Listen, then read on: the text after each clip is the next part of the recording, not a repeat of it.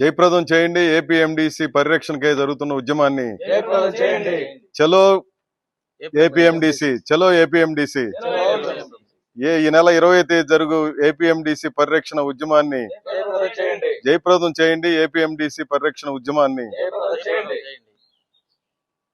జయప్రదం చేయండి. ఈ నెల 20 జరిగేటువంటి ఏపీఎండిసి పరిరక్షణకై జరిగే చలో ఏపీఎండిసిని జయప్రదం చేయండి. జయప్రదం చేయండి. ఈ నెల 20 జరిగేటువంటి చలో మంగపేటన జయప్రదం చేయండి. జయప్రదం చేయండి. ఏపీఎండిసి పరిరక్షణకై 20వ తేదీ జరిగేటువంటి కార్యక్రమాన్ని జయప్రదం చేయండి.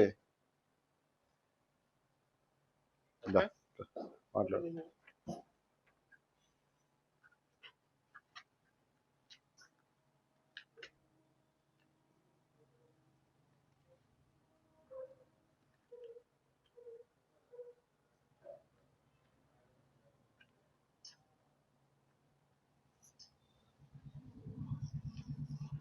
మాట్లాడు.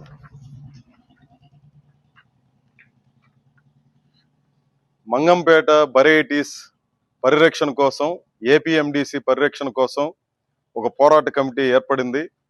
ఆ పోరాట కమిటీ ఆధ్వర్యంలో ఈ నెల 20వ తేదీన చలో ఏపీఎండిసి కార్యక్రమానికి పిలుపునివ్వడం జరిగింది. వాస్తవంగా ఏపీఎండిసి అనేది రైల్వే కోడూరుకి ఒక జీవం లాంటిది. ఇప్పుడు ఆ జీవాన్ని చంపేయడం కోసం ఒక తీవ్రమైనటువంటి ప్రయత్నాన్ని జరుగుతూ ఉంది.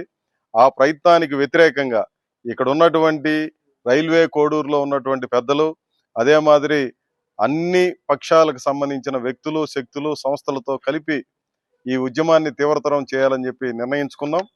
వాస్తవంగా తిరుపతికి తిరుమల వెంకటేశ్వర స్వామి టీటీడీ ఎంత ప్రాధాన్యత ఉందో అదే రకంగా రైల్వే కోడూరుకి ఏపీఎండిసి అంత ప్రాధాన్యత కలిగింది.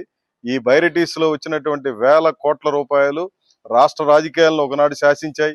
అదే మాదిరి రకరకాల ఆఖరికి రాష్ట్ర అభివృద్ధికి కూడా వేల కోట్ల రూపాయలు ఈ ఏపీఎండిసిని పణంగా పెట్టి తీసుకున్నటువంటి చరిత్ర ఉంది. కానీ రైల్వే కోడూరు నియోజకవర్గానికి కానీ, ఈ ప్రాంతంలో ఉన్నటువంటి మిల్లు యజమానులకు కానీ, మిల్లుల్లో పనిచేస్తున్న కార్మికులకు కానీ, ఏపీఎండిసిలో పనిచేస్తున్నటువంటి కార్మికులకు కానీ, ఇక్కడ ఏపీఎండిసి అభివృద్ధి కోసం స్థలాలు అప్పజెప్పినటువంటి ప్రజలకు కానీ తోడ్పడినటువంటిది ఏమాత్రం లేదు. అందుకనే ఈరోజు ఏపీఎండిసిని పరిరక్షించుకోవడం అనేది అందరికీ సంబంధించిన అంశం. కాబట్టి యావత్ ప్రజానీకం దీంట్లో భాగస్వాములు కావాలని మేము చేస్తున్నటువంటి కార్యక్రమానికి విస్తృతమైనటువంటి ప్రజా మద్దతు లభించింది. ఇది పూర్తిగా రాజకీయాలకు అతీతంగా ఏ ఒక్కరి ప్రయోజనాల కోసమో కాదు, ఇది సమిష్టి ప్రయోజనాలు, సామాజిక ప్రయోజనాల కోసం సాగిస్తున్నటువంటి ఉద్యమం.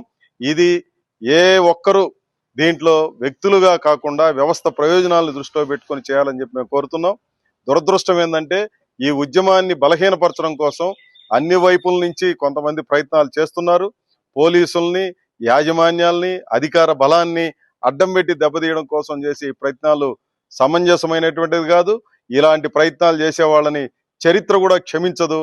ఈ రోజు ఏపీఎండిసి పరిరక్షణ అంటే ఇక్కడ ప్రజల ప్రయోజనాలు పరిరక్షించడమే అన్న విషయాన్ని దృష్టిలో పెట్టుకొని ఈ ఉద్యమానికి సహకరించాలని, ఈ రోజు నష్టపోతున్నటువంటి ఈ విధానాలు ఏవైతే ఉన్నాయో వాటన్నిటినీ సంస్కరించి అందరికీ ఒకే రేటు నిర్ణయించడమో, లేదనంటే స్థానిక ప్రయోజనాలు కాపాడేటట్టుగా గతంలో రాజశేఖర రెడ్డి గారు ఉన్నప్పుడు ఏ పద్ధతి అయితే అనుసరించారో 40% విదేశాలకి, 60% స్థానిక ప్రయోజనాలు కాపాడేటట్లుగా ఉండాలని చెప్పినటువంటి విధానాన్ని అమలు చేసే పద్ధతిలో ఉండాలి తప్ప ఇష్టానుసారంగా ఇక్కడ ఉన్నటువంటి నిల్వలన్నింటినీ కూడా ధ్వంసం చేసే పద్ధతిలో, నిర్వీర్యం చేసే పద్ధతిలో, చాలా కొద్ది రోజుల్లోనే ఏపీఎండిసి అదృశ్యమయ్యేటటువంటి పద్ధతుల్లో ఉండొద్దు. అది పూర్తిగా ప్రజా వ్యతిరేకమైంది.